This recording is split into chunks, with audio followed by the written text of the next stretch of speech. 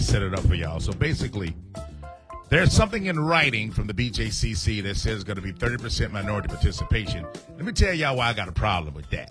I'm just going to lay it on out there. In a city that's predominantly black and in a county that's predominantly black, how you give white companies 70% and black folks got to fight for 30? I just need somebody to explain that to me. I don't understand. Just explain. I'm just trying to make sure I'm getting a complete understanding because I don't understand. Why can't it be the other way around? We got some comparable black companies here. A.G. Gaston is one of them.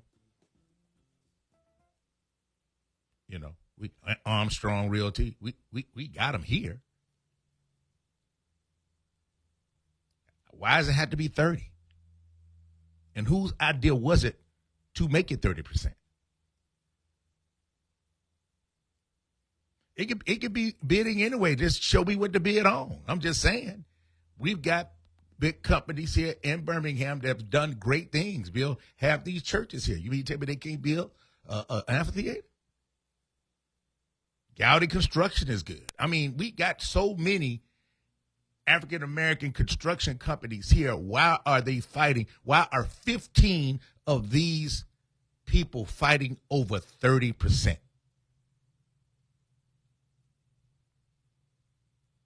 Now, I think they are. T said, are they big enough to handle more than 30 on the size of the project? I think if you get all the large African-Americans together, they got enough in their insurance to insure that. Just everybody come under one umbrella and make it work. I understand state bid laws. Somebody explain that to me. The state bid laws. Explain that to me. So are you telling me that every time a project that's made here, an African-American can't be the lead?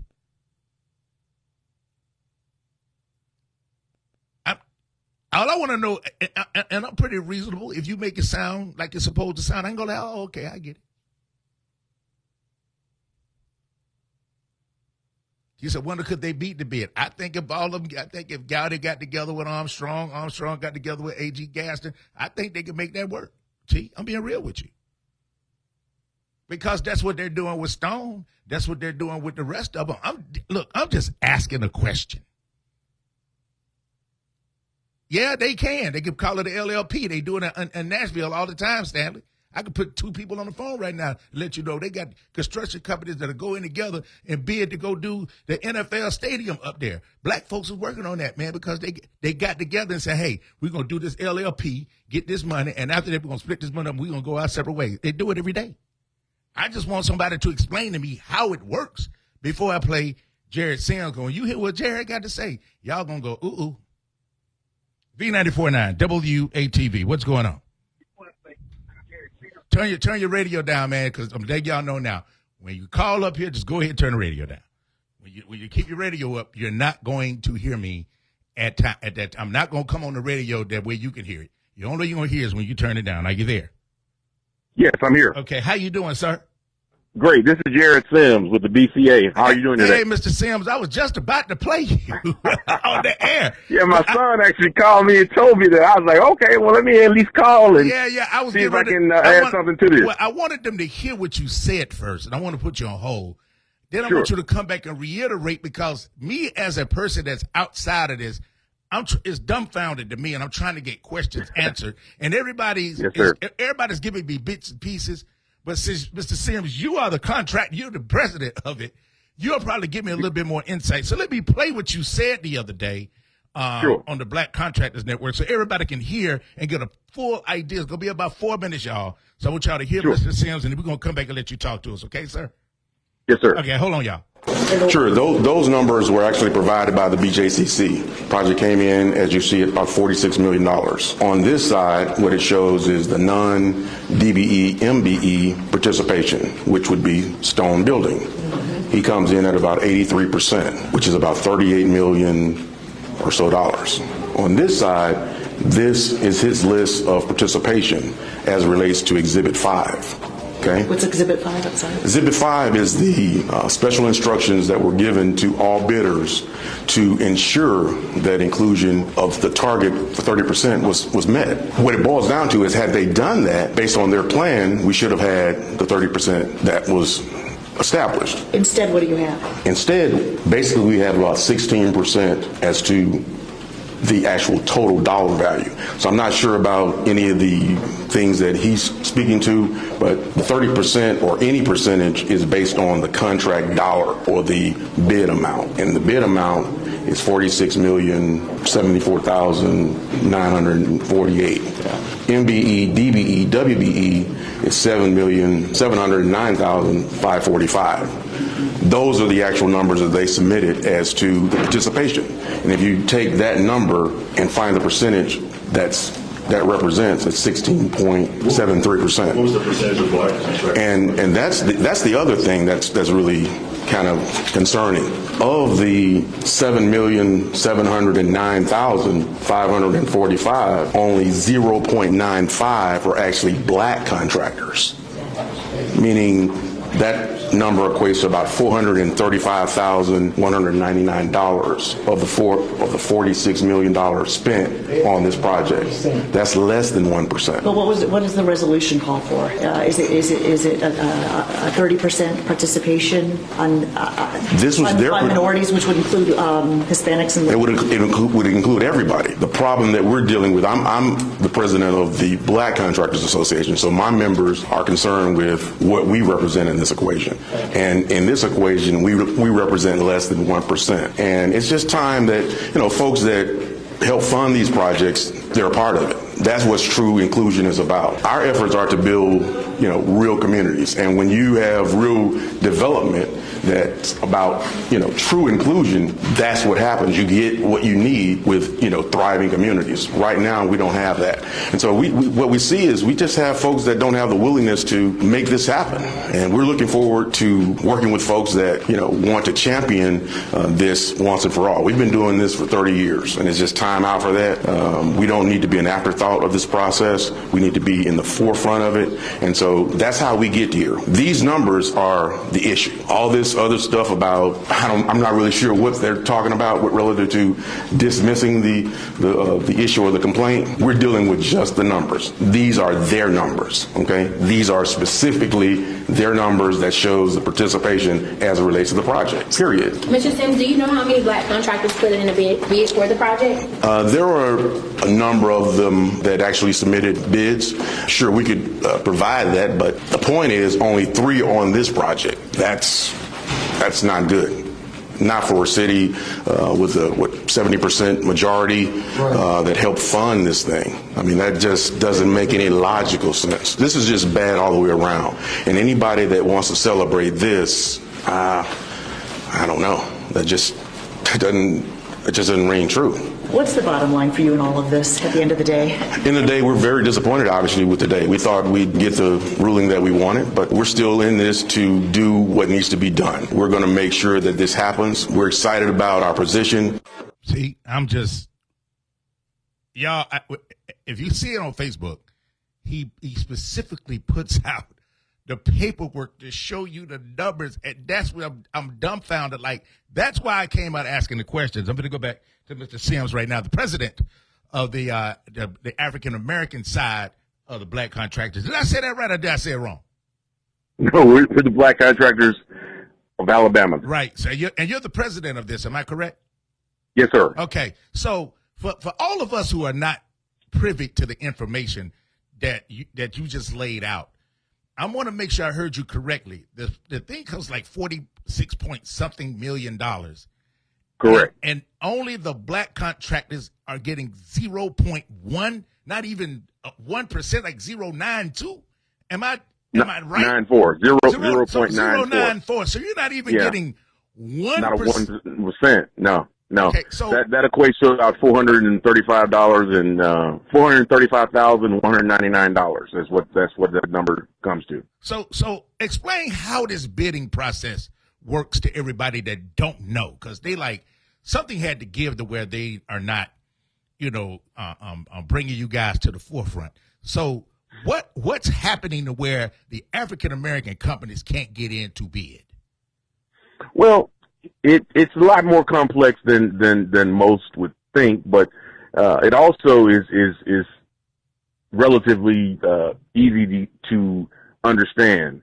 What we're talking about is basically people in those agencies, our elected officials, actually just having the willingness to, make sure or ensure that folks that help fund these things are a part of it. The folks that help fund the prosperity, they should share in it. What it boils down to is this. For years, capacity building has not been a part of the landscape when it comes to black contractors in the city of Birmingham. We were on our way back in the early or late 70s, if you would, when Mayor Vann put in place a 10% set aside.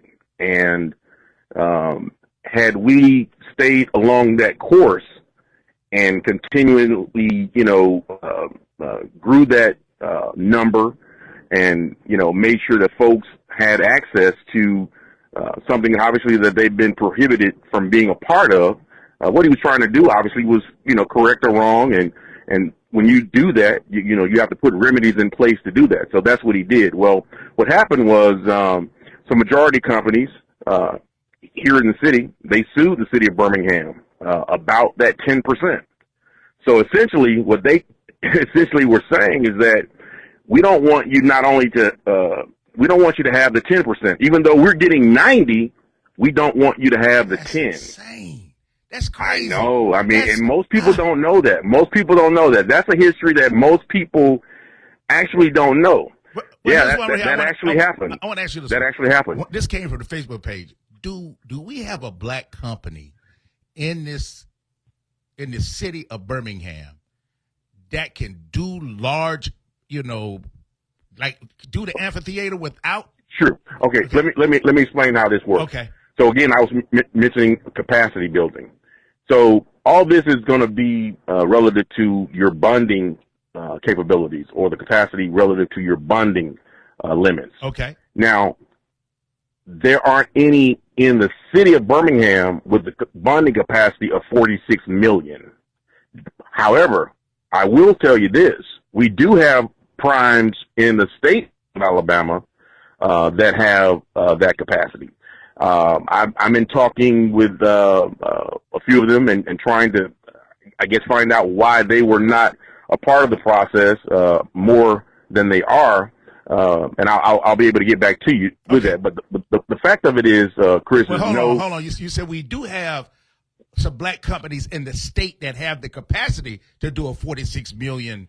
Correct, we do. But we don't have one locally in the Birmingham. City of Birmingham. Gotcha. I just want to make sure I got No, that. we do not. Okay, we cool. do not. Okay. Now, there are all levels of bonding capacity with respects to the general contractors that we have here. You have them from 5 million to 20 million. But again, that project came in obviously at 46. So that tells us that we don't have the capacity to come in as a prime. A prime would be that person or that company that would obviously build the facility. What we're talking about now with respects to the participation efforts that we're speaking to are subcontracting opportunities. Now, we have a number of subcontractors in the city that could have been on that project and should have been. When I was asked, how many people actually submitted bids to both of the pre-qualified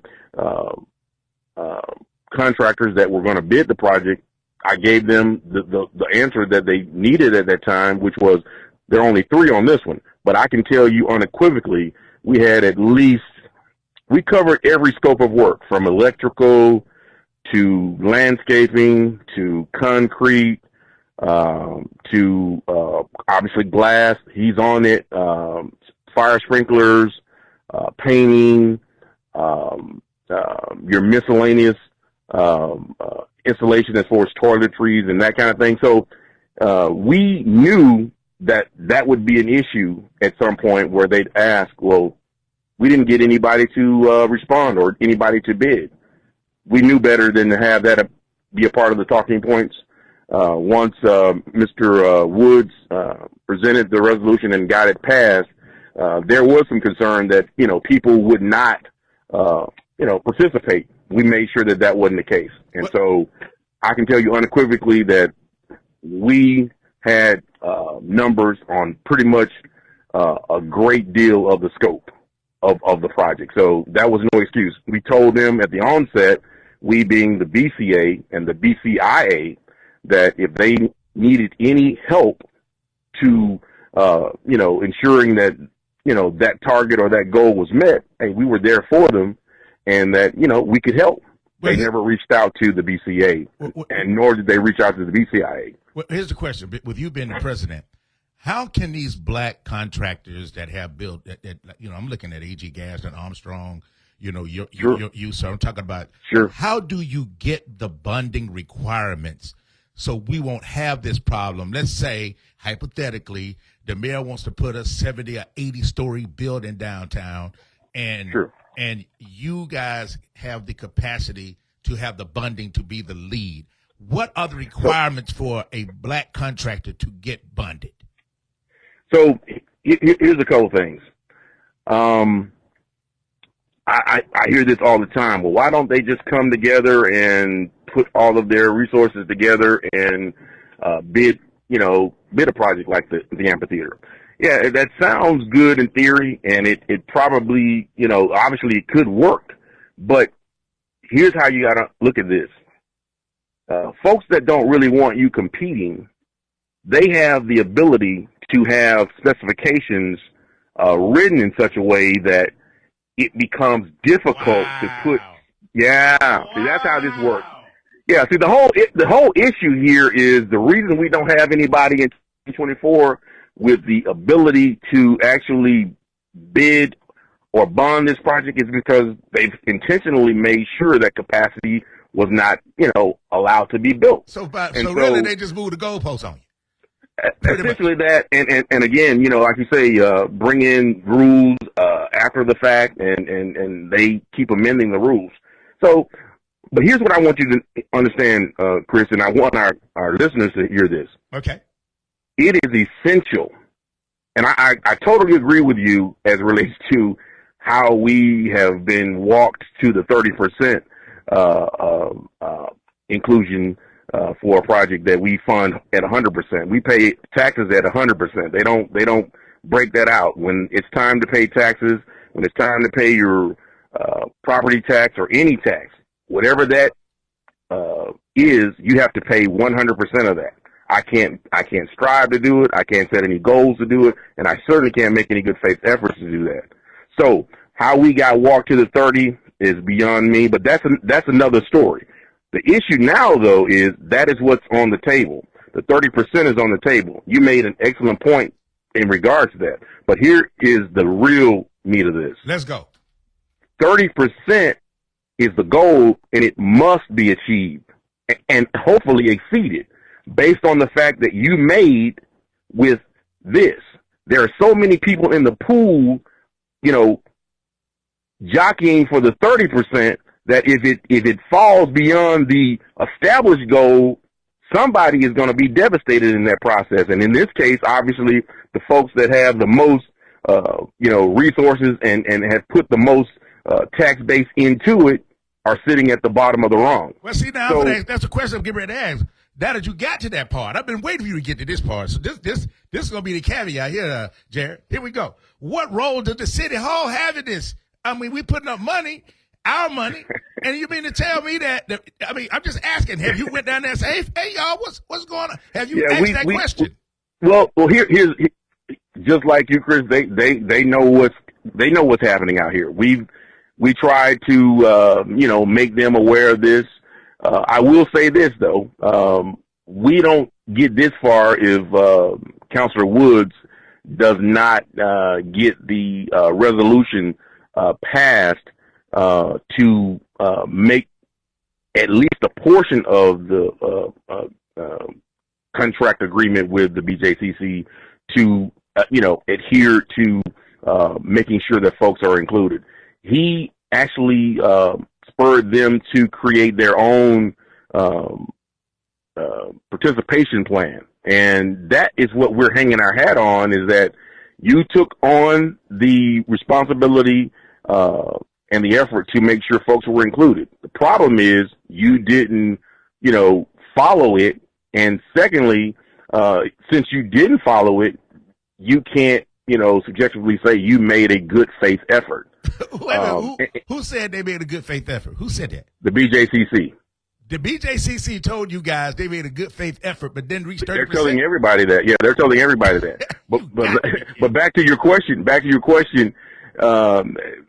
We got those numbers that I was able to make sure that the public were aware of it the day before our hearing in Judge Blankenship's office. That right there is the wrong way to get this done if you are committed to making sure folks are included. You don't sit on that like that. The other thing I want to make sure we're clear on too, because this is, you don't know how helpful this is to us and the community to get this information out. What he's tried to do, he being the executive director for the BJCC, is basically include 2 projects to get to the proposed 30. It doesn't work like that. Wait. Hold up, back up. You said 2 projects. What other project is it down there besides that? So here's what the talking point has been. We have a minority, which is a black contractor, doing the site work, which they do. The issue is, though, that is the contract by itself, which means it can't be included in the project that was bid on April 26th. The site work package is a contract by itself, meaning that Stone did not pay this individual to do that project. The BJCC did. Okay? Oh. Right. So that stands on its own, and then now you turn around and the construction works package, it stands on its own. And it clearly says in the special instructions that they prepared as it relates to the framework, that the 30% consideration is for all BJCC capital projects. All. That means that one and this one. So when we talk about the 16% that is represented as it relates to the participation that Stone has, that's what it is. It's simple as that. So you can't add the site work to the construction work. Every project or every contract is its own situation. So it should be 30% contractors for each project, not just split up. Correct. If you got this, right? Actually, Chris, and I may help some folks really understand some things. Actually, it is supposed to be for all of the expenditures as it relates to this project. Meaning, if the architect is a majority company, they are then required to get that same 30% on the project. Do you understand what I'm saying? I do get it. I understand. Yeah. So trust me, this is a little bit bigger than even that. And like I said, they made this happen like this. You know what? I was told from the onset that this was going to happen. I held out hope because, number one, I really thought that them putting their stamp on the resolution that Councilor Woods put together, them creating this special instruction and framework that all bidders were to take special notice to, I really thought, well, hey, this will probably be that project that will set the tone, and maybe we'll have that leader that we're looking for to kind of champion this for, finally. We need to get this behind us as a city. I was totally embarrassed. I mean, we're a part of the national chapter. I'm embarrassed. And I was totally embarrassed. I was totally embarrassed to even really, tell anybody about this. I mean, they were asking, well, do you want us to fly down? I was like, nah, this ain't really the one. But Chris, I'm being honest with you. It really kind of unnerved me once we got those numbers, and I seen that. I mean, I kind of took it, though we are only a year and maybe 3 or 4 months old, and we can't be necessarily held to the reason this happened this way. The fact of it is that I'm a resident of the city of Birmingham. I'm a native. I was born here. I mean, I've lived here all my life except for 6 years. And I mean, I just thought in 2024, nothing close to this could happen. And obviously it did. And so for anybody, like I said, to want to celebrate anything relative to where we stand is just, man, it's, I don't get it. I'm confused. Who was celebrating that this was a good deal? Can you say that, Jarrod? I mean, I'm confused. I haven't seen anybody celebrating, but you're saying somebody who was celebrating.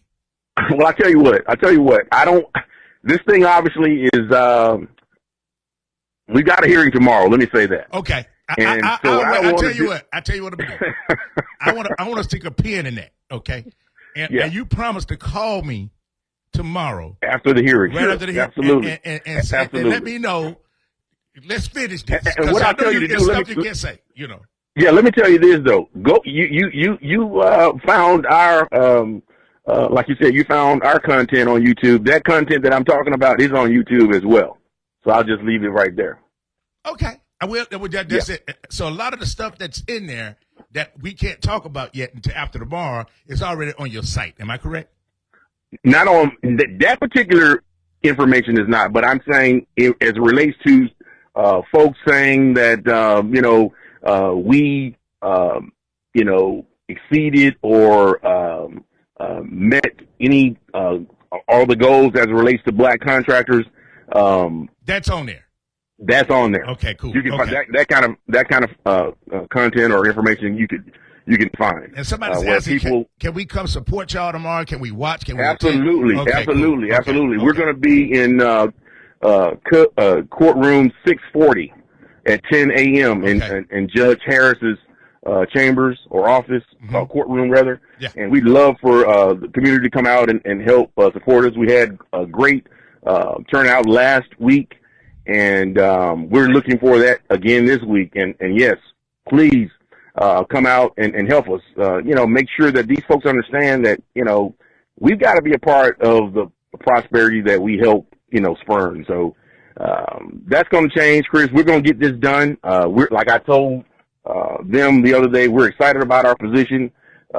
This is bigger than the amphitheater project. This really is not even about a project or a contract. No, we're talking about projects. You got the redevelopment of downtown. So we're talking about changing the industry. Yes, yeah, we're talking about changing the industry. We're talking about changing the way commercial construction is done here. We're talking about raising the expectations of our community as it relates to commercial construction, because many, like you said, don't even know that people like myself and others that we even exist out here. Oh, wow. They don't know how to help us, get this done. And so my job, I understand that as the president of this organization, is to make sure that I get the information to the community and let them know just how they can help us, like I said, get this done. So again, I appreciate you taking the time, look, man, Chris, you to kind of help me. Look, the radio station is wide open to you, my brother. We serve the community. Yes, that's sir. what we're about. So if you got anything that you want to be able to talk about, I definitely look for you to call me tomorrow, though, because I need to. No doubt. I need that. I'm definitely calling. I got your number. I got your still. Again, man. What took you so long to call me?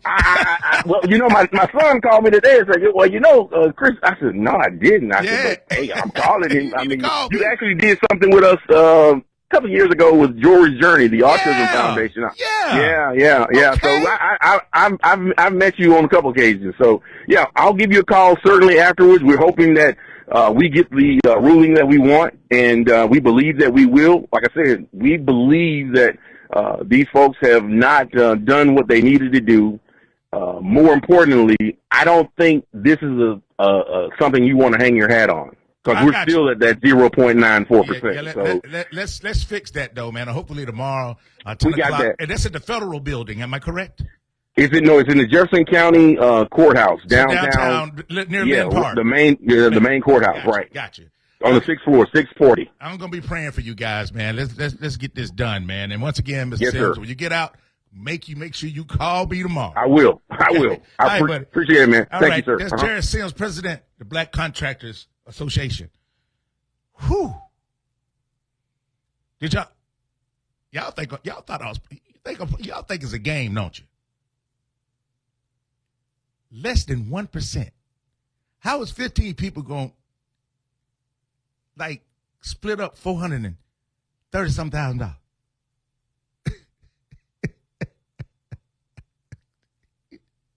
We can't make this up, man. B94.9 WATV. What's going on? Chris, Dynamite here. Hey, man. I want to thank you. Yeah, this is Africa. I want to thank you again. Jarrod is a good brother. I talk to him. I try to talk to him every day, but he's real busy. We support him here in Smithfield. We support all black professionals and business people. Listen, we got taxpayers' dollars. $20 million went over there for this amphitheater. Black citizens, whether you smoke a cigarette or drink beer or go to a restaurant and eat a supper, your tax dollars paid for Protective Life Stadium in the amount of $90 million. Chris, they did the same thing with building the Protective Life Stadium. They excluded black contractors, gave them pennies. And do y'all listening audience know, Birmingham, Alabama does not receive 1 cent from the tax revenue from not a single business that is over there under the auspices of the BJCC authority. Something ain't right about that, and we got to get a dog that's going to hunt for black folks, because if they can't count down at City Hall, we need to clean house. It's that simple. And so I'm asking y'all, pray and then get up off your knees and get to the courthouse at 10 o'clock so Tamara Harris can look out there and see what, Blankenship couldn't see, but the folks told him, and he taught me in law school now, so they can know that courtroom has standing room only. And we need to fill up Tamara Harris's courtroom and have them all out in the hallway. I've never seen that many TV cameras. And no, this is not the federal lawsuit where they excluded the black community by drawing them out with the opportunity zone. But we got to support these brothers, all black business and professionals. We must support y'all, Chris, because we on this ship, and they trying to put holes in it to sink us all. Thank you, Chris. No, thank you.